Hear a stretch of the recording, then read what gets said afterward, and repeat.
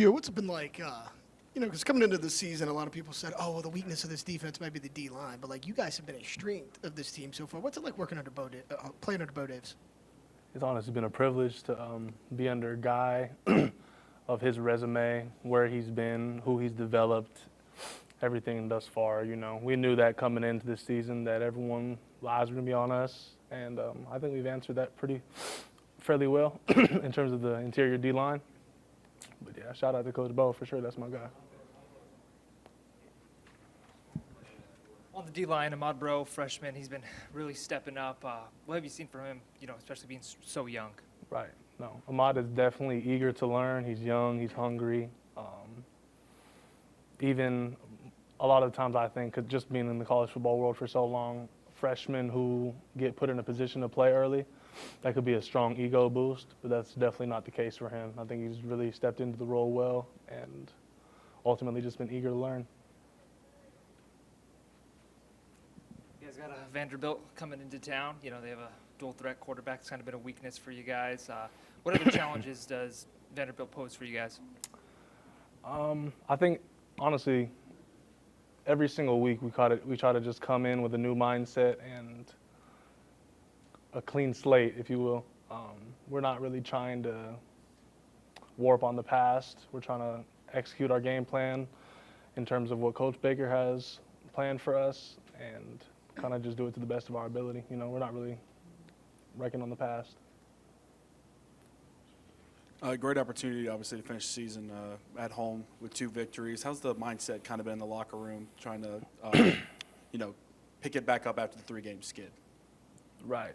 We're 6-1 a couple weeks ago, and we're on top of the world, and everyone's, telling us how good we are, and then we lose 3 in a row, and we're back. So we kind of just try to stay away from the media in a way and kind of just keep our best foot forward. We know we have 2 more opportunities at home for us to end the season on the right note, and I think our approach in the locker room, we're just trying to keep it together, keep everybody composed, and not try to look so far as much ahead, but look at what we have in front of us right now.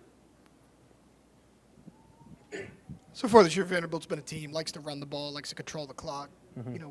Coming into the game against Florida, they wanted to do that as well, but I thought you guys did a pretty good job stopping the run. What have you kind of learned from that Florida game that you guys can carry over into Vanderbilt? Yeah, I think we knew going into Florida week that they're going to try to run the ball and try to establish that run game. And I feel like we answered that call well. They had 1 breakout run, I think, that put them over 100 yards later in the 3rd or 4th. But up until that point, we had like 50 yards rushing. I don't know on how many carries, but I think we answered that really well. That's obviously going to be another thing this week that we're going to have to really just dig our boots in the ground and chop away at that. I don't think it's anything much more than that. I just think we need to stay focused on that.